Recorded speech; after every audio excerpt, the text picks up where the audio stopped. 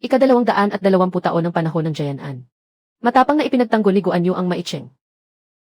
Hinarap niya ang kaaway na ilang ulit na mas marami.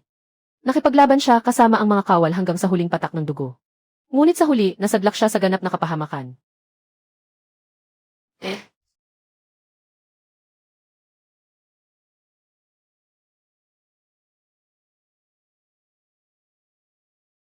Ako si Guan Yu at hindi ako susuko. Ah!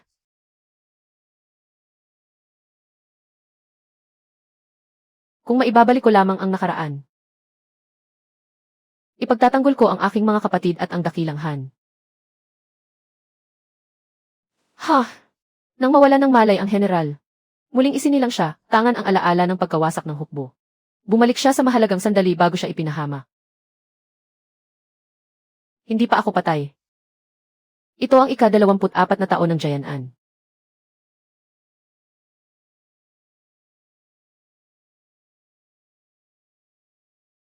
General, nais ng aming Panginoon na hingin ang inyong anak na babae para sa kanyang anak na lalaki.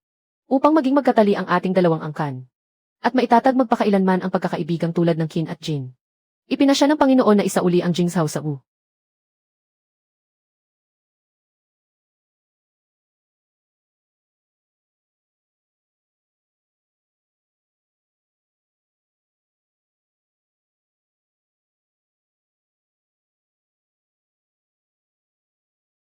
Pag-iisahin ng pag-aasawa ang ating dalawang angkan. Sa gayon, lalong titibay ang pagkakaibigan ng Shu. Dapat ko itong tanggapin.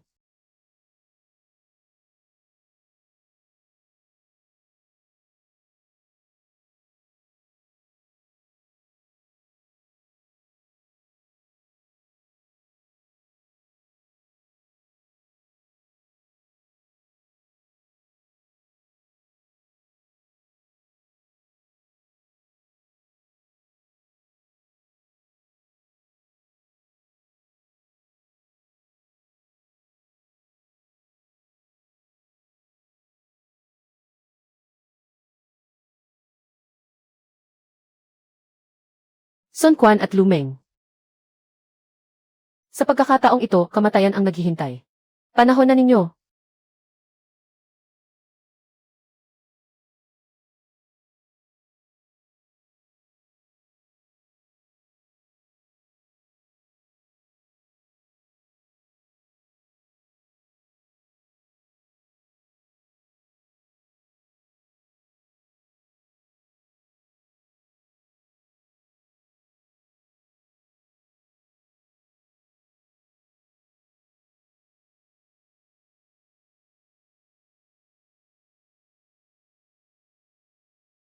Mei Fang, Fu Sharon.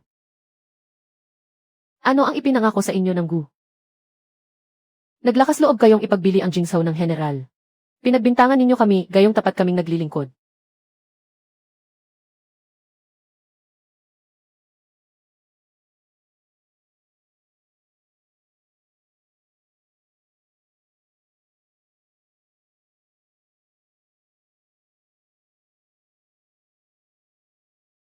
Ito ang matibay na katibayan ng pakikipagsabuatan ninyo sa U. Akala ba ninyo, dahil kamag-anak ako ng hari ng Hanzhong, hindi ko kayo gagalawin? Bago namatay si Guan Yu, ipinagkanulo ni Mei Fang at Fu Sharon ang kanilang Panginoon upang magtamo ng karangalan. Binuksan nila ang tarangkahan at pinapasok ang hukbo ng kaaway, kaya bumagsak ang lungsod.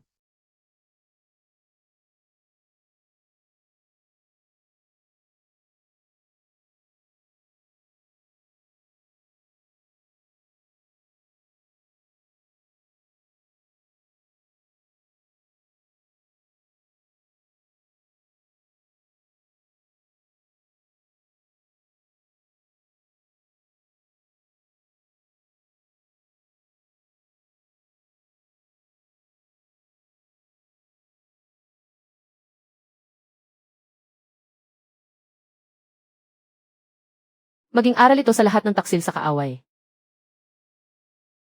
Ang may gong ay bibigyan ng malaking gantimpala.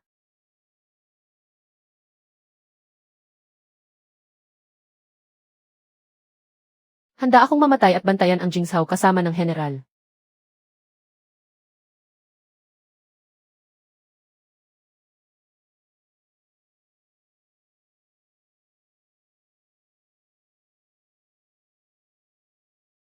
Bakit hindi dumating ang sasagot sa hudyat? Napuksa na ang taksil sa loob, ngunit dumating na ang malaking hukbo ni Lumeng.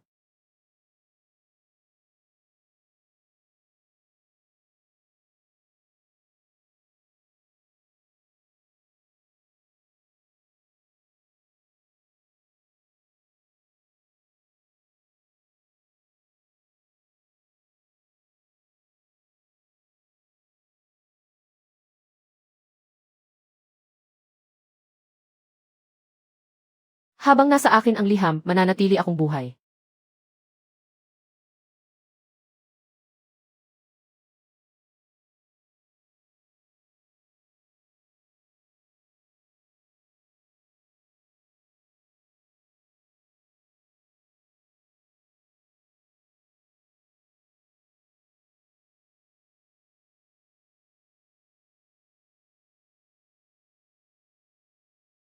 Ibaba mo ang kahon at mapananatili kong buo ang iyong bangkay. Halika at kunin mo.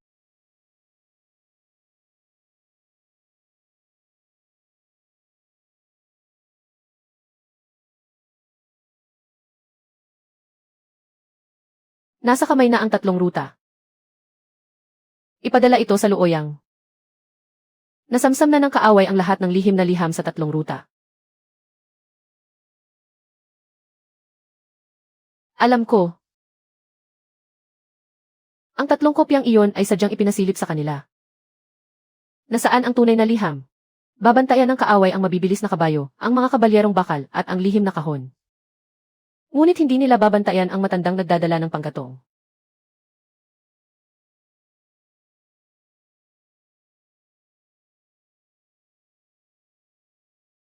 Ang lihim na liham ni General Guan. Ihatid dito sa punong tagapayo sa digmaan. Nagpadala ng liham si Guan Yu sa kalaliman ng gabi. Tiyak na hindi ito maliit na bagay.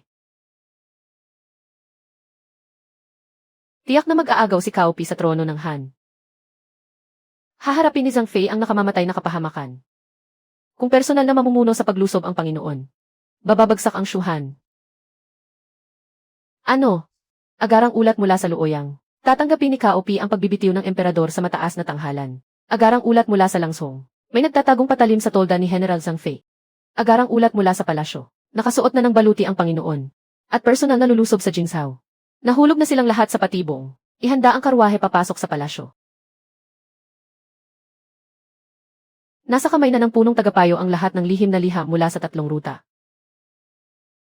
Guan Yu. Ano ba talaga ang itinatago mo? Parang nahulaan ni Guan Yu ang hinaharap. Hindi. Hindi niya nahulaan ang hinaharap. Nagbalik siya mula sa hinaharap. Yamang alam niya ang hinaharap. Kung gayon, mula ngayon ay wawasakin ko ang hinaharap na iyon.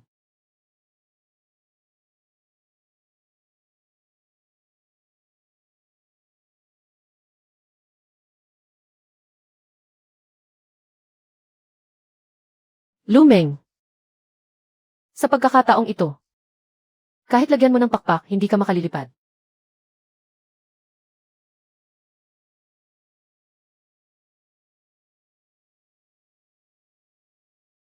Napatulala ang lahat. Ihanda ang mga pana. Susundin ko ang utos ng Panginoon.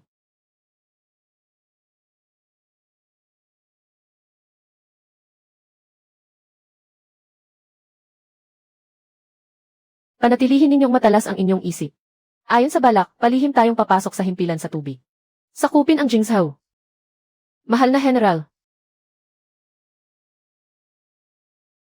Nasa loob na ng patibong ang pangunang hukbo ni Lumeng.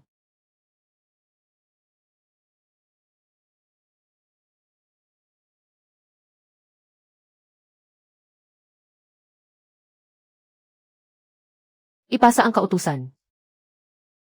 Papasukin ang buong hukbo ng mga sasakyang pandigma. Isara ang buong daluyan ng ilog. Isara ang tarangkahan at makipaglaban. Ha ha ha! Ilahin ang kadena na bakal, pakawalan ang mga palaso.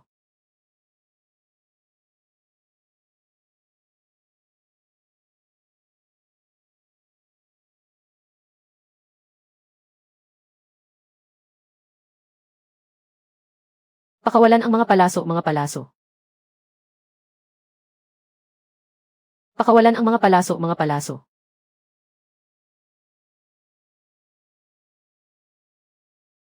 Hilahin ang kadena na bakal, pakawalan ang mga palaso, hahaha.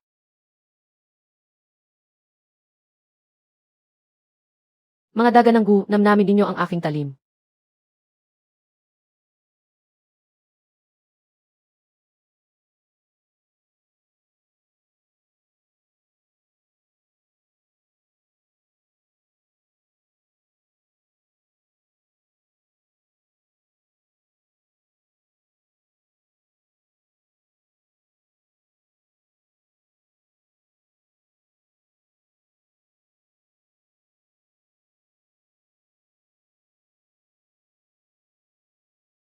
Bumalik ka at sabihin kay Lumeng ang mga tarangkahan ng Jingzhou. Ang mga tarangkahan ng Jingzhou ay hindi niya mapasok kahit kailan. Makapangyarihan ang general. Mabuhay ang dakilang Han, lipulin sila. Makapangyarihan ang general. Mabuhay ang dakilang Han, lipulin sila. Masyado kang maagang nagbunyi. Bago pa man kami makatawid sa ilog. Pinamunuan ni dakilang Commander Lumeng ang pangunahing hukbo upang paligiran ang Gongan. Mahal na general, masama ito. Personal na pinamunuan ni Lumeng ang pangunahing hukbo upang palihim na salakayin ang Gongan.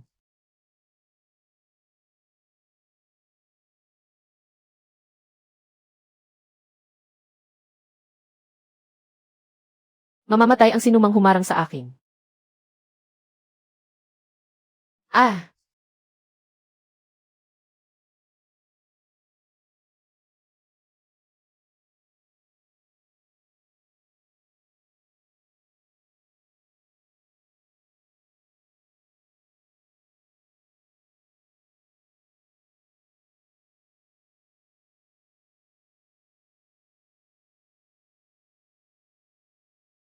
Guan Yu, nangangahas ka bang makipaglaban sa akin sa harapan ng hukbo? Patayin, patayin, patayin.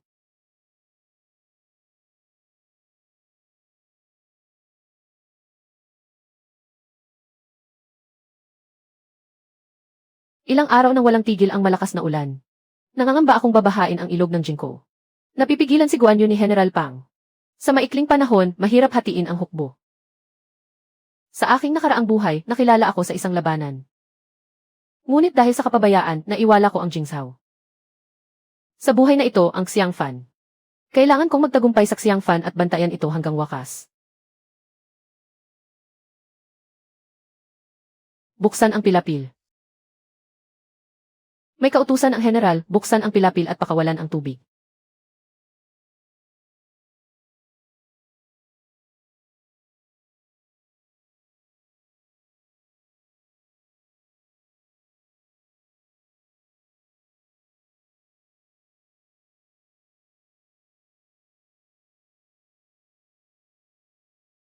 Dumarating ang tubig, umakyat kayo sa mataas na lugar.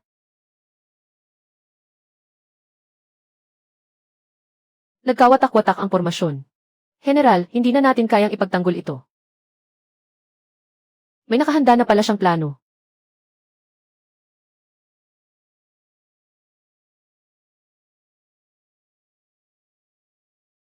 Ako si Eugene. Nais kong sumuko. Hindi sasaktan ang mga susuko. Tratuhin ng marangal ang mga sumukong kawal. Mas gugustuhin kong mabigo kaysa sumuko. Tatandaan ko ang iyong katapangan.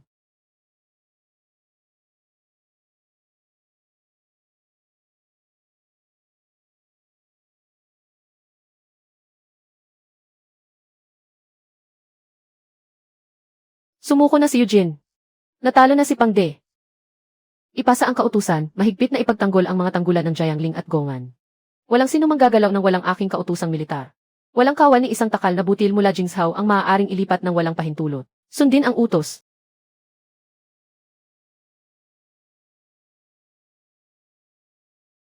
Mahal na general, may kagyat na ulat mula Chengdu. Iharap dito.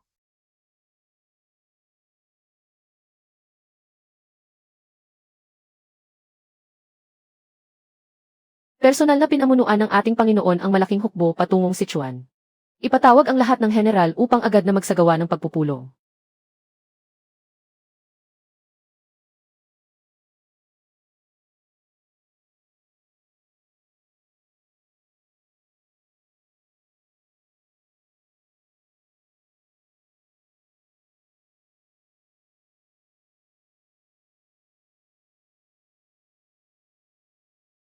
Kamahalan, handa na ang buong 3 hukbo. Lumabas sa palasyo. Kamahalan. Malapit na sa Jiangling ang hukbong pandagat ng Gu. Habang pauwi si General Guan, nabulaga siya ng mga kawal ng Gu sa Jingzhou. Sa 3 lugar, naputol ang ugnayan sa ating mga dating kawal. Umaasa akong makarating ang lihim na ulat na ito kay General Zhang. May nagtatago ng patalim sa ilalim ng iyong tolda.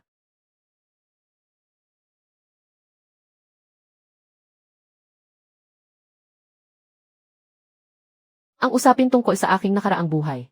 Maaaring hindi ko paniwalaan iyon. Ngunit hindi ako maaaring maupo na lamang at panooring patayin ang tadhana ang aking mga kapatid.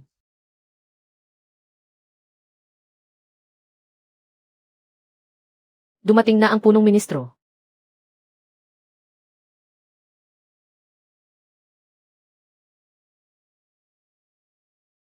May panahon pa tayo.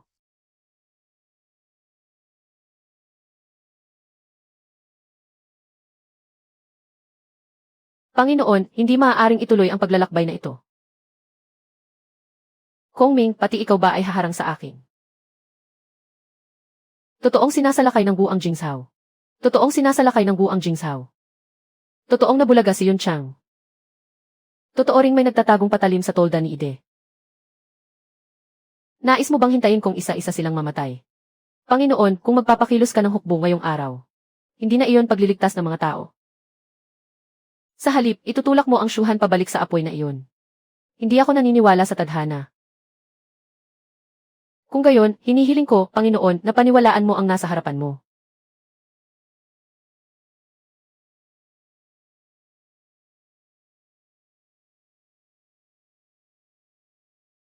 Humanda sa pag-alis, isusugo ang malaking hukbo sa digmaan.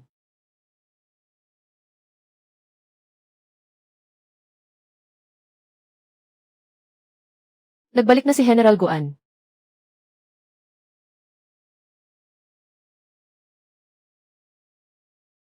Hindi maaaring humayo si kuya. Tunay nga, nahulog ka sa isang patibong. Dahil dito mismo. Lalong hindi maaaring humayo si kuya. Papatayin ka nila. Ngunit hindi ako maaaring magpakilos ng hukbo.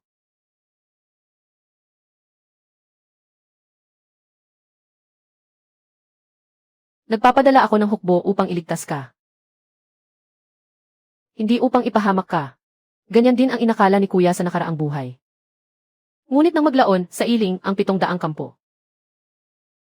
ay naging abo sa isang gabi. Tumahimik ka kung mananahimik ako. Muling masusunog ang Shuhan. Sa nakaraang buhay, natalo si Yonchang at umurong sa Maicheng. Dahil sa akin, nakipagdigma si kuya laban sa Wu. 700 li ang lawak ng mga kampo. Sa isang apoy, sinunog ni Luxun ang buong piling hukbo ng Shuhan. Sa loob ng Baidi City, hawak ni kuya ang sulat ni Kongming kung karapat-dapat ang tagapagmana na gabayan. At kung hindi niya taglay ang kakayahan, maaari mong angkinin ang trono. Saan mo narinig ang mga salitang iyan? Una, ang pagtanggap ni Kaopi sa luklukan ng pagtatalaga. Ikalawa, ang paglusob ng hukbong dagat ng Gu sa Jiangling.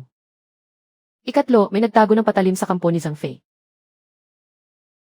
Ika-4, nailabas na ang kautusan na personal na pamumunuan ng Panginoon ang ekspedisyon. Ika-4 na katibayan. Ang ugat ng pagbagsak sa iling sa nakaraang buhay ay hindi ang apoy ng Gu. Ang ugat ay ang personal na ekspedisyong ipinag-utos ng Panginoon ngayon. Kung magaganap ngayon ang personal na ekspedisyon, mamamatay ang Shuhan. Mamamatay ako sa harap ni kuya. Huwag mo nang muling ipagsapalaran ang Shuhan para sa akin. Yonchang.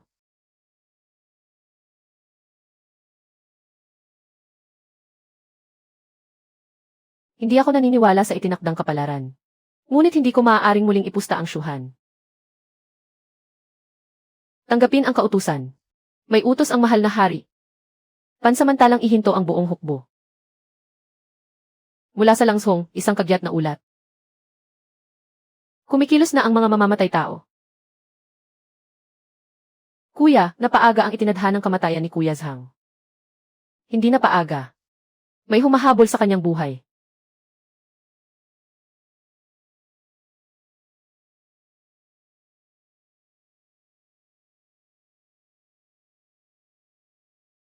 Kapag hindi tayo kumilos ngayon, mawawala ang pagkakataon. Mula sa Luoyang, iniulat na kapag namatay si Zhang Fei, tiyak na magugulo ang buong dakilang Han. Ngayong gabi, kunin ang kanyang ulo.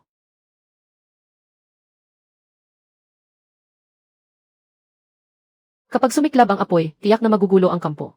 Sa gitna ng kaguluhan, pumasok sa tolda at patayin si Zhang Fei. Sunog, may nagsunog. Protektahan ang general.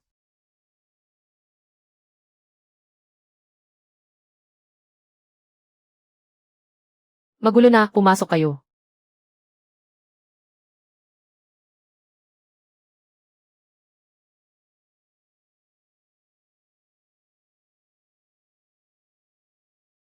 Zhang Fei, ngayong gabi ang iyong kamatayan.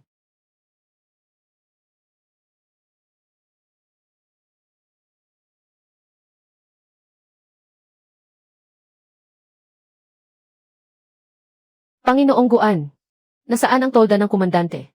Napapaligiran ng apoy ang tolda ng komandante. General Guan, buksan ang daan. Aba,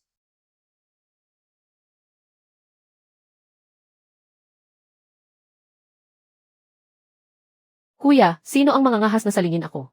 Nakababatang kapatid. Patayin siya.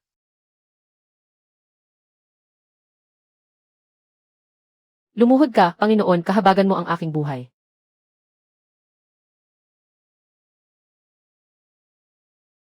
Sino ang nagsugo sa iyo? Lintik ka. Aba, tatadtarin kita. Nais niya akong patayin. Tigil, nais niya akong patayin.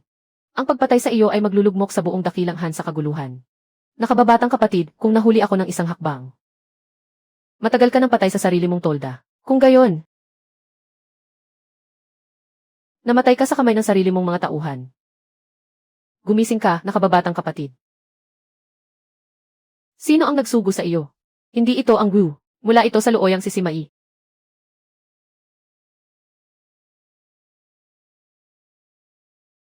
Sima Yi. Naipasok na ni Sima Yi ang kanyang patalim sa iyong tolda. Pangalawang kuya, nagkamali ako. Nais kong manatili kang buhay. Simula ngayong gabi, ipinagbabawal ang alak sa hukbo. Itala mo muna ang mga salitang ito. Kuya, paano mong nalaman na mapapahamak ako ngayong gabi?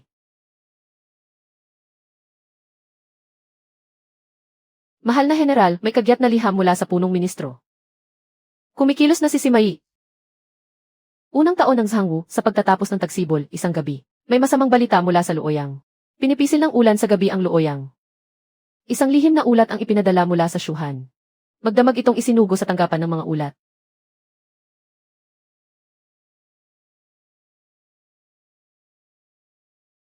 Hindi namatay si Zhang Fei. Tunay ngang matibay ang kapalaran ng Shuhan. Ang nakikita ng iba ay nakaligtas si Zhang Fei. Ngunit ang nakita ni Sima Yi ay kung bakit nakaligtas si Zhang Fei.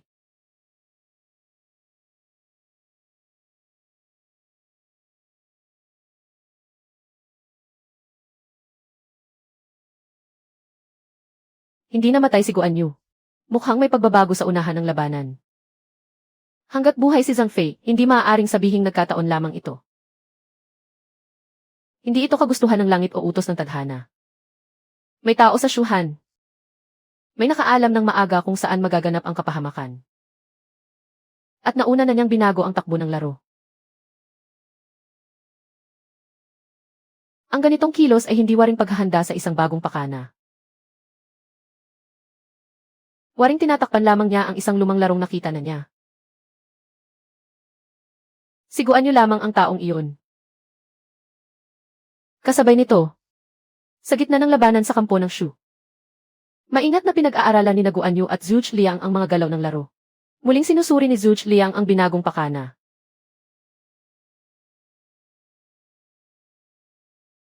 Nabago ang nakatakdang kamatayan ni Zhang Fei. Ibig sabihin, nagsisimula ng magkagulo ang hinaharap. Ang mga bagay na dapat sana ay mangyari ay hindi nangyari.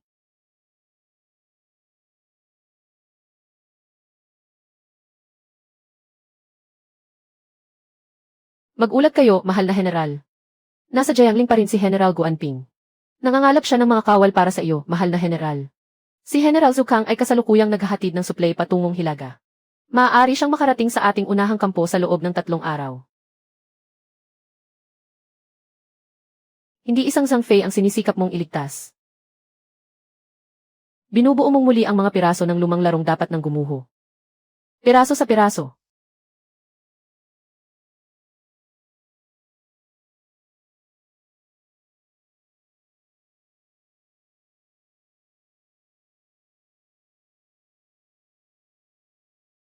Buhay silang lahat. Hindi pa nagwawakas ang larong ito. Mula sa araw na ito, masusing tututukan si Guan Yu. Nais kong malaman. Ano nga ba ang unang nakita ni Guan Yu?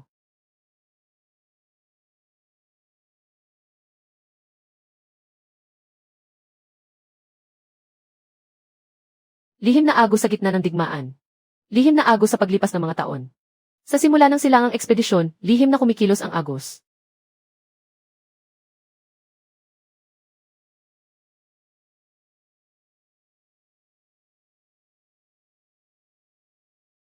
Buhay pa ang aking kapatid. Ngunit hindi ibig sabihin niya na tapos na ang ating pananagutan. Kung makikipagdigma si kuya dahil sa akin. Hindi lamang sina Sun at Wu ang susumpain ng kasaysayan bukas. Ako rin ang masusumpa. Kung magpapadala si kuya ng buong hukbo dahil sa akin. Hindi ko iyon kakayanin. Kung hindi ako makikipagpasya sa isang tiyak na labanan. Isa pang araw na mag-aaksaya ng lakas ang ating hukbo. Kamahalan kung sisiklab ang digmaang ito. Panganib ang pagkapanalo. Panganib din ang pagkapanalo. Ano man ang tagumpay o kabiguan, mamamatay ang bayan.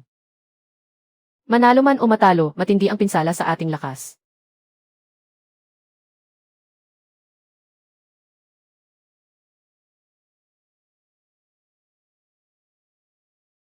Bumalik na ang aking pangalawang kuya. Narito ka pa rin.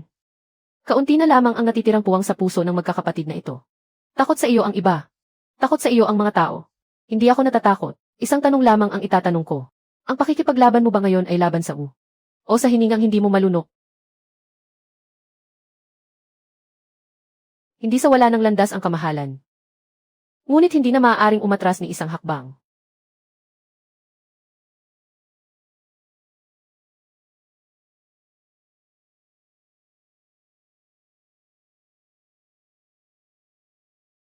Batid ko ang lahat ng sinabi ninyo.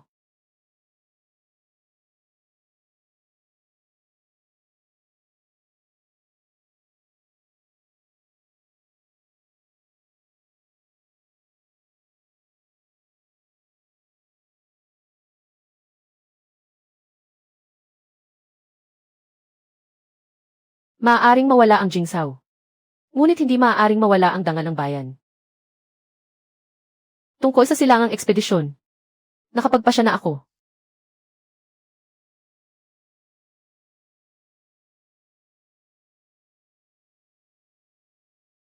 Ang pinakamahirap baguhin ay hindi kailanman ang kaaway.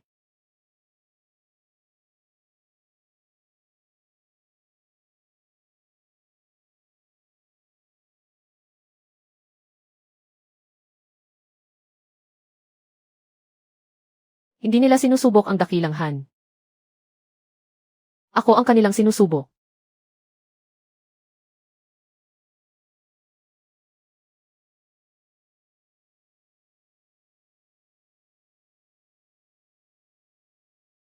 Pagsalakay ng kaaway, ipagtanggol ang suplay, sunugin ang mga karwaheng pangkargamento, piliting lumabas si Guan Yu upang sumagip.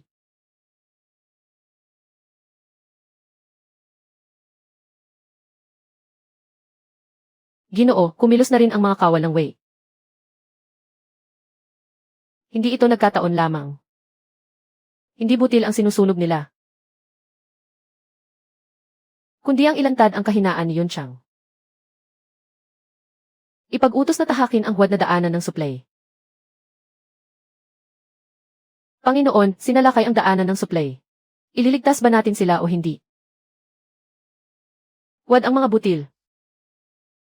Ang nais nila ay mapaalis ako sa larangan. Iyon ang tunay na pakay. Ang utos ay huwag iligtas ang butil, kundi ang puso ng mga kawal. General, walang butil sa sasakyan.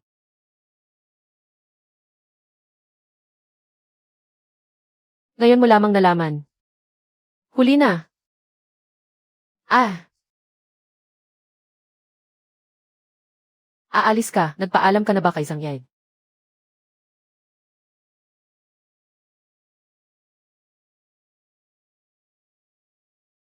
Naputol na ang daan sa likuran. Salubungin ang kanilang hanay at lusubin mula sa unahan. Ang tabak ni Guan ay para lamang sa mga duwag ang puso.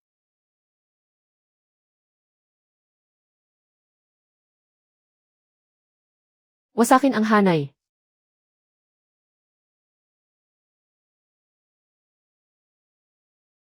Ah! Bumalik kayo at sabihin kay Sun Quan. Narito pa rin si Guan.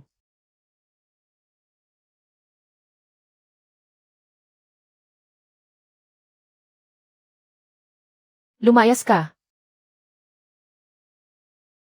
Habulin natin siya, ikalawang kuya. Nataranta sila. Hindi pa ito ang pangunahing putahe. May nakamasid sa likuran, pinapanood kung paano tayo kumain.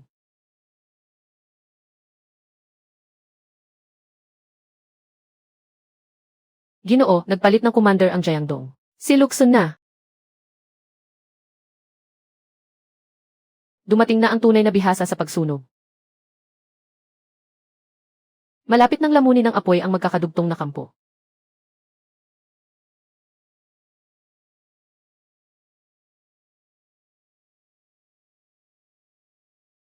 Hindi kailangang magmadali upang talunin si Guan Yu.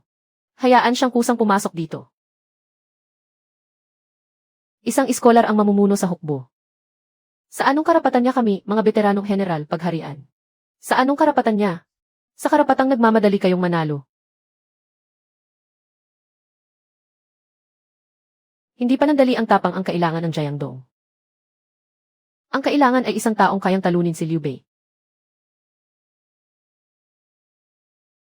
Ipinagkakatiwala ko kay Luxun ang silangang larangan. Masagana ang hukbo ni Liu Bei. Hindi natin sila maaaring salubungin ng dahas. Makitid ang landas sa kabundukan at malakas ang ihip ng hangin sa ilog. Kung pagdurugtungin niya ang mga kampo, mabibitag lamang siya sa gitna ng apoy. Dakilang komandante, malayo ang nilakbay ng Hukbushu. Dapat natin silang salubungin at durugin. Humihingi kayo ng pahintulot lumaban, ngunit ayaw ninyong makipagdigma. Hintayin muna ang hangin.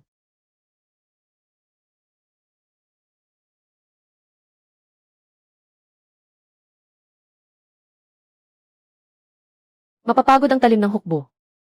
Mauuhaw sa pagkilos ang puso ng mga kawal. Ngunit hindi nagsisinungaling ang hangin.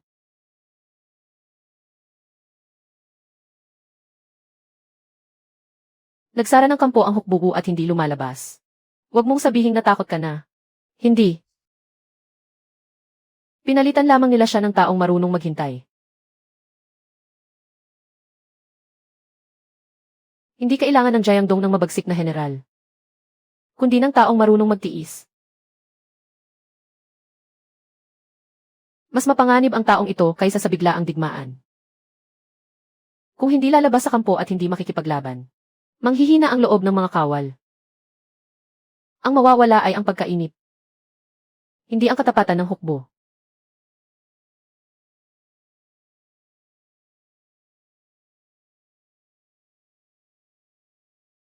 Kung magtagal ang hukbushu sa kagubatan, at magkadugtong ang mga tolda ng bawat kampo, ang hangin sa larangan ang papatay para sa atin. Bantayan ang direksyon ng hangin sa kampushu. Siya sa atin ang mga supply at kalkulahin ang pagitan ng mga kampo.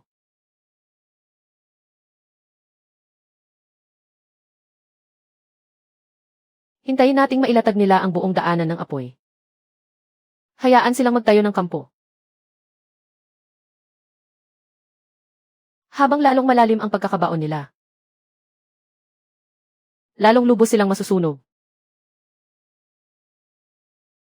Sa pagtatapos ng taglamig ng unang taon ng Sanggu, nabuo ang magkakadugtong na kampo ng Hukbushu. Lihim na nag-aapoy ang daanan ng apoy. Naging isang tuwid na linya ang magkakadugtong na kampo. Nagkakatanawan ang magkabilang dulo. Hindi na nga sumalakay ang hukbuu. Ngunit hindi lamang mga kampo ang maaaring pagdugtungin. Panginoon, ang kampong ito ay kasing tibay ng dakilang pader. Kung ang dakilang pader ay gawa sa damo at mga sanga,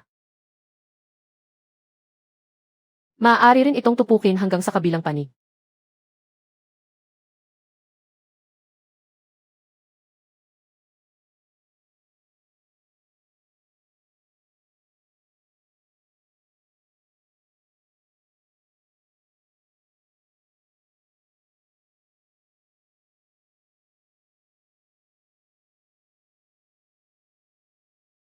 Hindi ko hahayaang muli mong akayin ang kuya sa landas ng kamatayan. Hindi basta urong ang Panginoon. Kung gayon, huwag nating harangan ang daan. Wasakin natin ang patay na kalagayan. Kamahalan, lihim na binago ni Liu Bei at ng punong ministro ang mga linya ng kampo. Magkakaugnay ang mga ito. Iyan ba ang wastong pagkakaayos? Hindi na kailangan.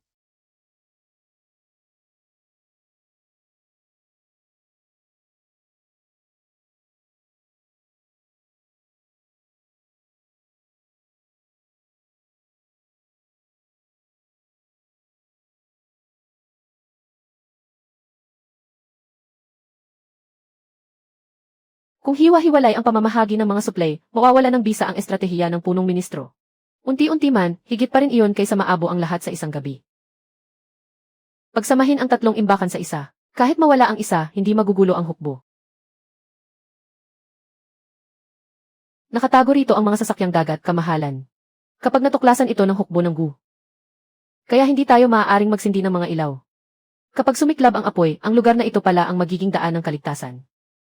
Susundin ko ang utos. Hindi maaaring maputol ang linyang ito, Zilong. Kung sakaling sumiklab ang apoy, saan papasok ang hukbo kung walang mamumuno? Mula sa lugar na pinaniniwalaan ng kaaway na pinakawalang posibilidad. Ilantad ang harapang anyo nito. Pagdugtungin ang mga linya ng kampo ng Shuhan. Nasa loob pa rin ng kampo ang mga karitong may suplay. Masyado itong maayos. Masyadong maayos, wari bang may sadyang nag-aayos nito para makita ko. Namanman na ng mga espiya ng hukbo ng Gu ang ating kampo. Maniniwala ba si Lukson? Hindi niya paniniwalaan ang lahat. Kaya kailangan natin siyang pagdudahin sa tunay na kinalalagyan. Sa hungkag na kampo, ipamahagi ang mga suplay sa mga rutang tubig at lupa. Kung tunay ngang dumating ang apoy. Kung tunay ngang dumating ang paglipol. Unahin nating sunugin ang mga walang laman na lugar.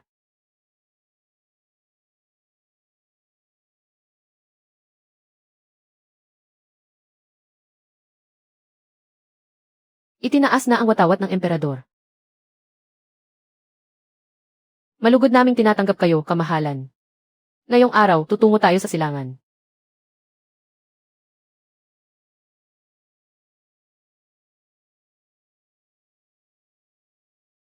Magpakasigla kayong lahat. Patatagin ang mga pakpak sa gilid. Huwag kikilos ng padalos-dalos. Pananakop sa silangan, pagsulong sa silangan. Kuya! Maisasagawa ang pagsulong sa silangan. Ngunit hindi maaaring sumuong ng napakalalim. Pangalawang kapatid. Natatakot ka bang matalo ako? Magpakasigla kayong lahat. Patatagin ang mga pakpak sa gilid. Huwag kikilos ng padalos-dalos. Pananakop sa silangan, pagsulong sa silangan. Ngayong nakasulong na sa silangan ang aking Panginoon. Hindi maaaring magulo ang daang pabalik. Mananatiling ligtas ang ruta sa tubig. Mananatiling nasa ayos ang imbakan ng butil. Hindi dapat lisanin ni General Zhao Yun ang kanyang orihinal na himpilan.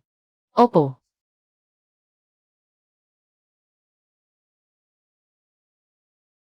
Hiniling ni Kuya na ako ang manguna. Ako ang unang gugupo sa kampo ng hukbo ng Gu. Nakababatang kapatid. Hindi dapat madaliin ang laban na ito. Susundin ko si pangalawang kuya. Utos ng punong ministro kay General Zhao Yun. Manatili sa orihinal na himpilan. Nasa unahan ang ating Panginoon. Nasa likuran ang daan ng kaligtasan. Ako ang magbabantay.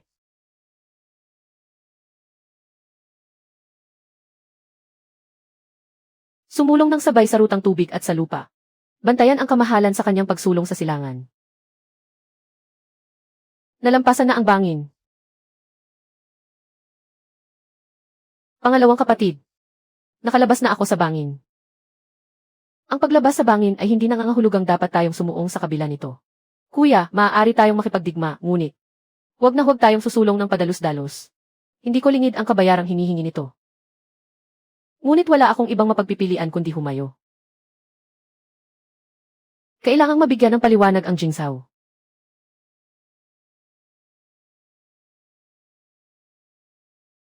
Iulat kay Liu Bei, nakalabas na sa bangin ang pangunahing hukbo. Talagang nangahas siyang pamunuan mismo ang hukbo patungong silangan. Lukson, dumating na ang taong hinihintay mo.